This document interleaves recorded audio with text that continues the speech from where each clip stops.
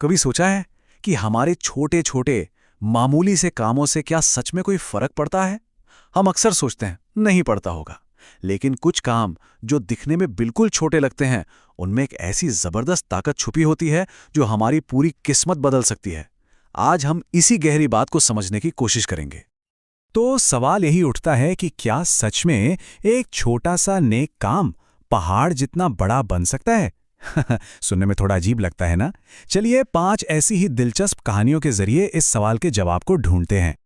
तो हमारी पहली कहानी शुरू होती है एक मामूली सी खजूर से, और ये हमें सिखाती है कि देने का असली मतलब आखिर होता क्या है।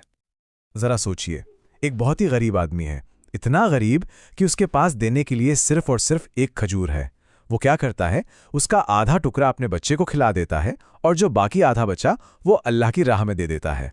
अब देखिए, दिखने में कितनी छोटी सी बात है ना? आधी खजूर की आखिर कीमत ही क्या होगी? लेकिन यहीं पर एक हैरान कर देने वाली बात सामने आती है। पैगंबर मोहम्मद सल्लल्लाहु अलैहि वसल्लम ने फरमाया कि जब कोई अपनी मेहनत की हलाल कमाई से कुछ भी देता है तो अल्लाह उसे अपने सीधे हाथ से कबूल करते हैं।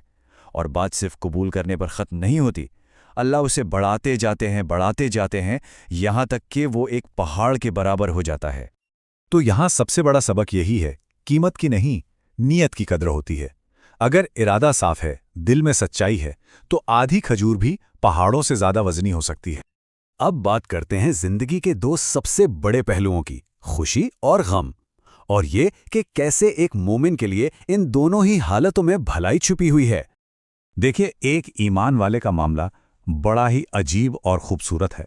जब उसे खुशी मिलती है, जिंदगी में सब अच्छा होता है, तो वो शुक्र अदा करता है। और वहीं दूसरी तरफ जब उस पर कोई मुश्किल आती है, कोई परेशानी आती है, तो वो सब्र से काम लेता है। और इसी बात को पैगंबर सल्लल्लाहु अलैहि वसल्लम ने क्या खूब समझाया है। उन्होंने फरमाया, मोमिन का हर मामला भलाई का है। आसानी मिले तो शुक्र, जो अपने आप में एक इनाम है, और तकलीफ पहुंचे तो सब्र, जिसका अजर तो बेहिसाब है। मतलब दोनों ही सूरतों में फायदा ही फायदा है। इससे एक बात तो साफ हो जाती है, एक सच्चा ईमान वाला कभी भी घाटे या नुकसान में नहीं रहता। उसके लिए तो हर हाल, हर लम्हा एक मौका है इनाम कमाने का। अब जो कहानी आने वाली है वो शायद हम सबने कहीं ना कहीं सुनी होगी, और ये हमें रहम की उस ताकत के बारे में बताती है जो बड़े बड़े गुनाहों पर भी भारी पड़ सकती है। मंजर बहुत ही सादा सा है। एक तरफ एक औरत है जिसे लोग अच्छा नहीं समझते थे, गुनाहगार मानते थे। दूसरी तरफ एक प्यासा कुत्ता जो गर्मी की शिद्दत से अपनी जबान बाहर निकाले हाँप रहा था। और इन दोनों के बीच रहम का सिर्फ एक लम्हा। उस औरत ने क्या किया? उसने अपनी जूती में पानी भरा और उस बेजुबान जानवर को पिला दिया। बस इतना सा काम। और इस एक छोटे से रहम के बदले में उसे सिला क्या मिला? अल्लाह ने उसके पिछले सारे के सारे गुनाह माफ कर दिए। ये हमें क्या सिखाता है? ये सिखाता है कि रहमत यानी दया एक ऐसी चीज है जो जिंदगी का पूरा हिसाब किताब बदल सकती है। रहम का एक छोटा सा काम पहाड़ जैसे गुनाहों पर भी भारी पड़ सकता है। हम में से कई लोग सोचते हैं कि दर्द और तकलीफ शायद किसी गलती की सजा है, लेकिन हमारी चौथी कहानी इस पूरी सोच को ही पलटकर रख देती है। देखिए, इसका प्रोसेस बहुत सीधा सा है। जब किसी इंसान को कोई गम या दर्द पहुंचता है और वो उस पर चीखने चिल्लाने के बजाय सब्र करता है, तो उसका वो सब्र उसके गुनाहों को धोने का एक जरिया बन जाता है। पैगंबर सल्लल्लाहु अलैहि वसल्लम की मिसाल इतनी खूबसूरती से दी है कि वो दिल में उतर जाती है।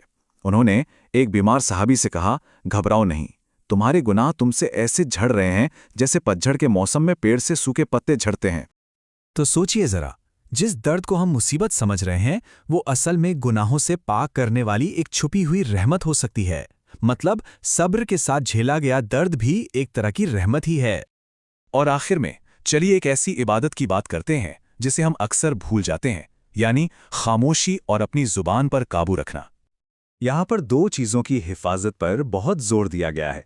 एक तो है जुबान की हिफाजत, मतलब जो कुछ हमारे 2 जबड़ों के बीच है उसका सही इस्तेमाल, और दूसरी अपनी पाकीज़गी की हिफाजत। इस पर पैगंबर मोहम्मद सल्लल्लाहु अलैहि वसल्लम का वादा कितना साफ और कितना बड़ा है। उन्होंने फरमाया, जो मुझे इन 2 चीज़ों की गारंटी दे, मैं उसे जन्नत की गारंटी देता हूं। सुनने में ये जितना आसान लगता है, इस पर अमल करना उतना ही गहरा है। इसका मतलब है कम बोलना, लेकिन जब भी बोलना तो सच और बेहतर बोलना। कहते हैं एक सहाबी थे जो बहुत ही कम बात करते थे। उनकी खामोशी और उनकी सच्चाई ही उनकी इबादत बन गई थी। इससे बड़ा सबक क्या होगा कि हमारे अल्फाज से ज्यादा उनकी सच्चाई और ज़रूरत अहम है। तो इन 5 कहानियों का निचोड़ क्या है? पहली, नीयत काम के वजन को तय करती है। दूसरी, जिंदगी का हर उतार चढ़ाव, चाहे खुशी हो या गम, इनाम का एक मौका है। तीसरी, रहम का एक छोटा सा लम्हा भी गुनाहों के समंदर को सुखा सकता है। चौथी, दर्द पर किया गया सब्र रूह को पाक करता है। और पांचवी, जबान पर काबू जन्नत का रास्ता खोलता है।